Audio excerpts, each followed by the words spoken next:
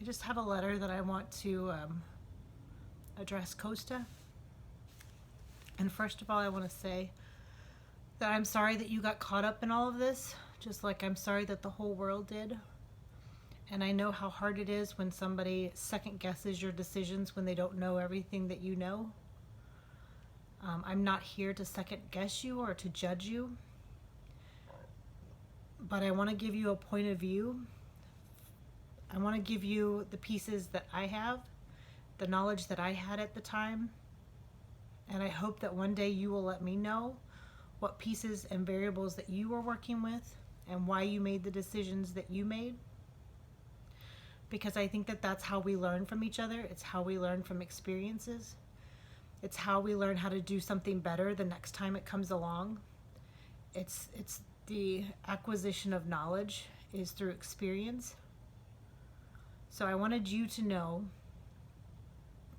what variables I had when I was making my decisions and what variables I had that panicked me and what variables that I had that I saw where people's lives were endangered needlessly, recklessly, and where I felt like there was a lack for human, for illness, that there was so many people that were suffering, and I didn't feel like, or I saw, and the passengers that I talked to didn't feel as if their safety or their health was a concern at all to anyone. And I'm not just talking about Costa. Probably the French government was the ones that stepped up and said, you know what, we'll put our people at risk in order to get your people home. There were several people along the way that risked themselves, that took risks that were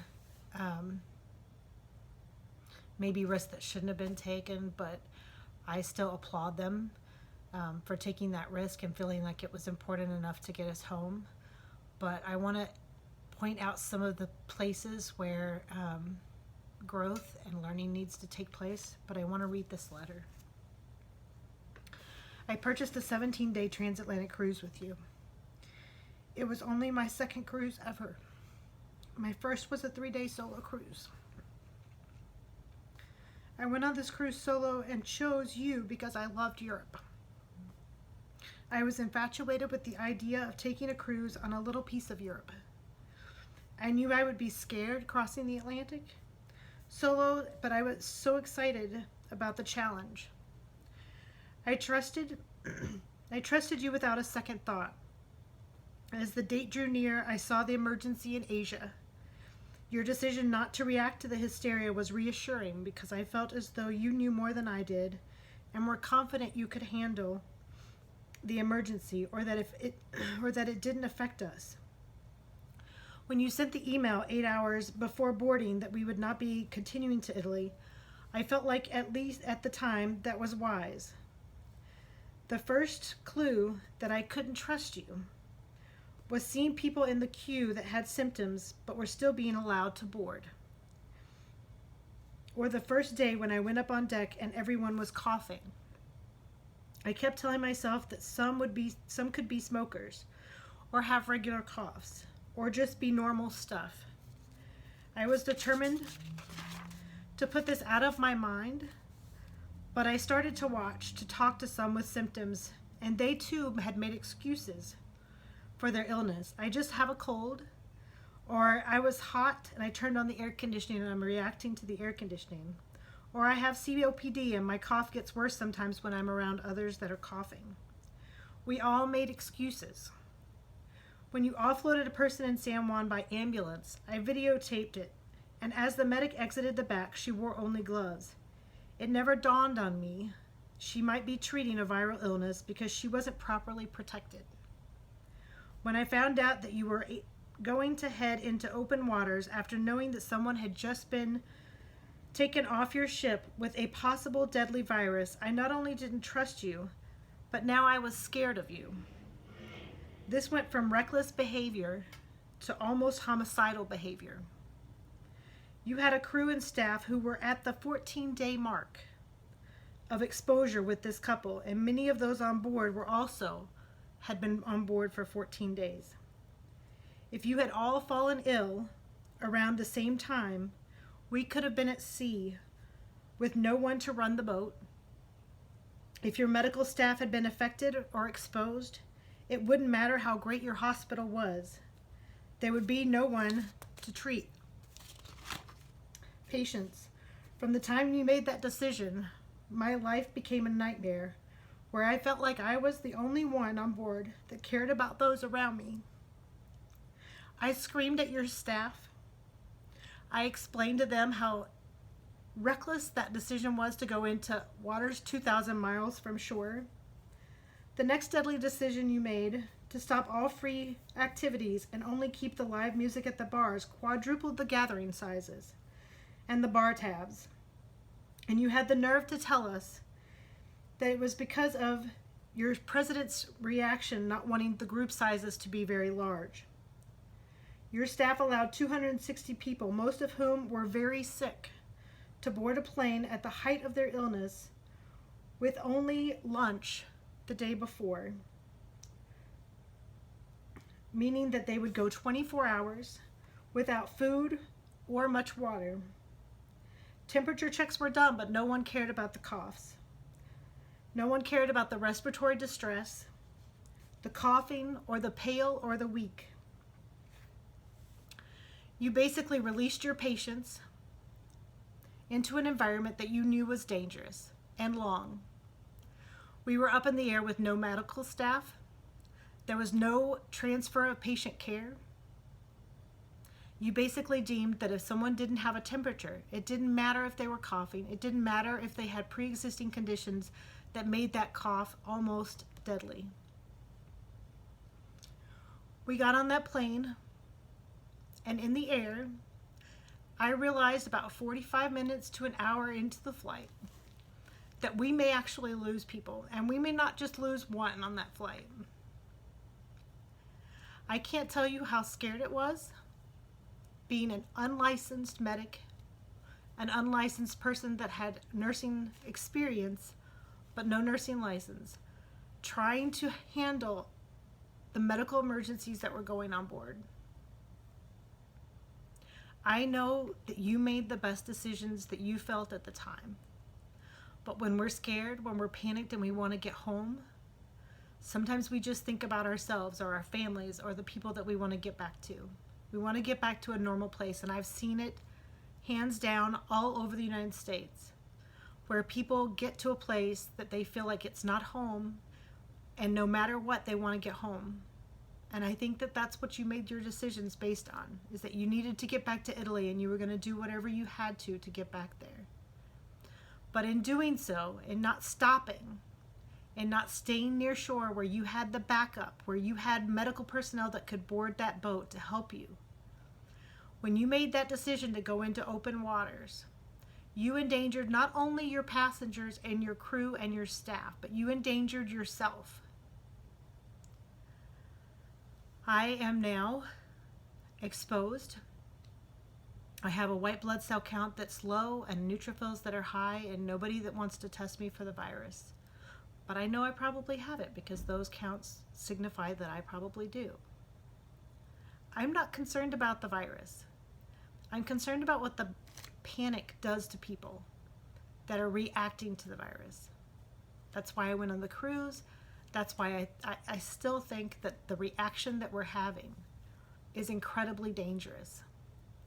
Our medical personnel are built to deal with viruses. They know how to deal with them. They know how to keep the exposure low. But if you don't let them work and you don't let them do their jobs, then it's incredibly difficult to actually treat those that are affected. I am not mad at you, but I am going to request criminal charges be brought, not because I want to punish you, but because I need you to understand that what you did was not just a bad moral call. It wasn't just something that you did that may cost you a couple of $1 million from lawsuits. What you did was criminal. I don't want your money, but I do want an explanation, and I want to see where you think that you did the right thing. We didn't lose anybody on that plane yesterday. Or was that day before yesterday? Nobody died, but they could have. I don't know how many will die from your reactions. I don't know how many of those people. I know a lot of people pulled a lot of strings to get us home, to get us that flight, and I am not going to criticize them or second judge them or say that what they did was probably not the best thing, although I don't think, medically speaking, that trying to fly a bunch of very, very sick people home was a safe thing to do. I do think that you may have had the capability on your ship to handle medical crisis, but you did not have the staff to handle that many medical crises. And I think that going away from shore was probably not a very good idea in doing that. But I want you to know that, because I don't know if I will get the day to actually talk to you and say how I felt or what you did and how it affected me. But I think that it's important to know that we're not here to second judge people. We are here to find out what the truth is. And the truth, when you share it, gives everyone the power and the responsibility to use that truth and take care of themselves. And without having that truth, we can't take care of ourselves. We have to know how to take care of ourselves. We have to know when we need to take care of ourselves and when we need to call for help. That information, I know information and education and knowledge is power, but if you don't share it with anybody and you're the only one left in the world and everybody else is dead because you didn't share it, what's power? You have power over nothing and nobody because nobody's left. You have to share that information. And none of those patients had that information.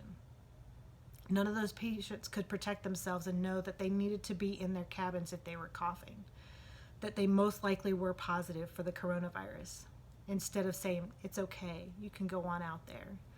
And if you're going to stick them in a cabin and you think that they are coughing and have symptoms, they shouldn't be in a cabin isolating themselves. They should have been downstairs in your hospital being protected by the medical staff on board. And because you didn't have the medical staff on board and you weren't close to land, you limited the ability to take care of the people that you had on board and that you had the responsibility to take care of. In the medical profession, we have a code. We have a code of ethics. We work with that code every single day, and we don't ever let anything cloud our judgment when we're working with that code. Your judgment was clouded, and I can see that the whole world's judgment is being clouded by this fear. But I want to tell you that the next time that this happens, and it sounds like from what I've talked to experienced cruisers, people get sick all the time on cruise boats. So this should not be a first time for you to have a virus outbreak on a ship. Your procedures should have been sharpened up, like they should have been pristine. If you're on a ship, and from what I hear from other people that are on ships, viruses run crazy on ships. So you should have had a perfect working condition for having a virus outbreak. You should not have been narrowing the places that your guests could go and making them congregate in groups of 200, 300 people at a time. There's a lot of things that we need to do better. And if you ever get to run a ship again, if you ever get to be on a cruise line again, I hope that you will hear our message loud and clear.